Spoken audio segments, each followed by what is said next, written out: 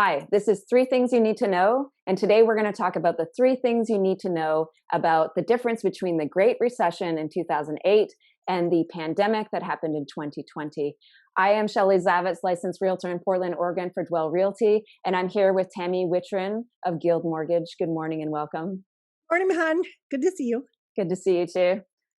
All right, so this is a big topic because there's a lot of feelings going on right now for a lot of different buyers and sellers.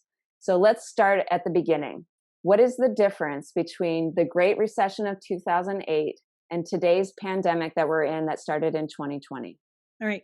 So back in 2007 through 9, I want everyone to understand there's so many people who've not bought or who are just entering the market, who weren't even considering the market back then. But back then, there was absolutely no oversight in the financial industry. Today, because of Dodd-Frank, there is tremendous oversight in the mortgage industry, Wall Street, the financial sector, the secondary market sector, all things financial. Back in 2008, someone could buy a home without a job or any verified assets and horrible credit and no down payment. That does not and cannot happen today. Okay, so what's the impact of that? So all these people that didn't have jobs, didn't have any collateral, what happened in 2008? Well, here's what happens. If you own 4 houses and you then become unemployed, the first thing you do is you let go of any of your non-primary residents, right? You let go of all your non-owners, then you let go of your second homes, and then finally you start defaulting on your primary residents. What happened was the subprime industry had moved all of these mortgages, and they kind of defrauded America, and they sold them as prime mortgages, as grade A, super good quality loans. And what Wall Street didn't understand is they were mixed in with really good creditworthy qualifying mortgages. And when all of those people who didn't have any skin in the game, no income in the game either, they didn't have a down payment, et cetera, they started letting those homes go nilly-willy, and the foreclosure rate just blew up. Today, you cannot buy a house without income. You can't buy a house without a large down payment, and especially a non-owner occupied property. You need 20 to 25% down. You have to have really good credit.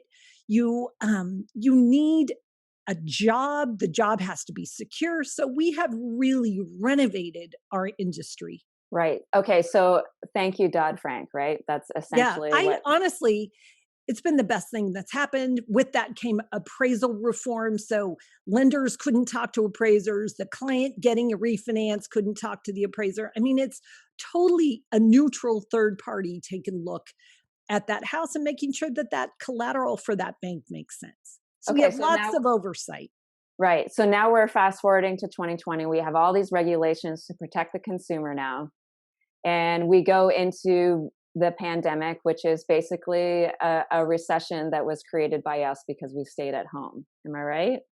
Well, yes, but here is the fundamental difference. This is a worldwide pandemic, right? This is something that there is not a nation that has not been untouched by this. This is a catastrophic, hopefully once in our lifetime event that no one could have foreseen or protected against, really. Okay.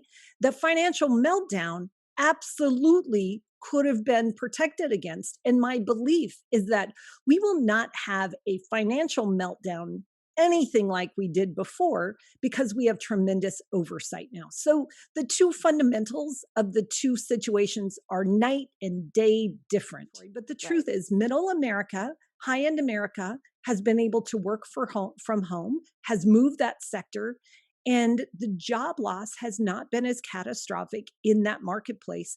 And those are our buyers. Right. So if you're out there and you can support somebody that's in the middle of America zone of things, you should do that because I'm serious. Let's all lift each other up together, right? Yeah. We will see a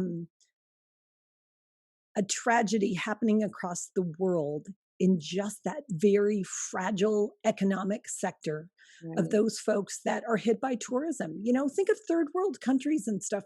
excuse me, that that make their life income through tourism, selling goods and services to tourists. And then you talk about restaurants and bars, and all of that has been closed. Right. You have someone in your house, right, that's impacted by Yeah. this. I Most have a definitely. pilot, at Southwest who would have thought, ever before in his lifetime that a pilot wouldn't be employed.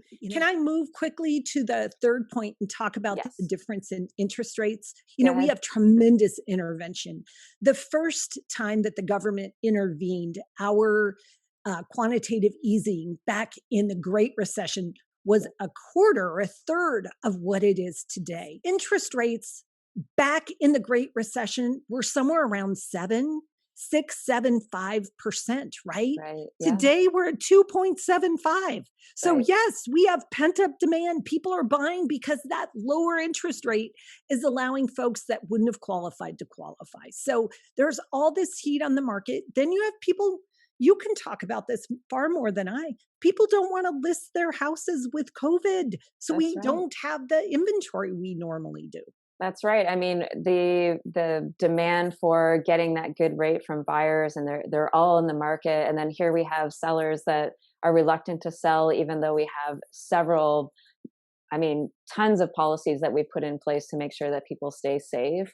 There's just not enough. So, on one house, I mean, I was writing on the weekend, there was 11 offers, Yeah. and sellers are getting top dollar because there's just not enough, and that's just the law of economics, right? Okay, just to recap, what we need to remember is that we can't compare a pandemic with 2008 Great Recession.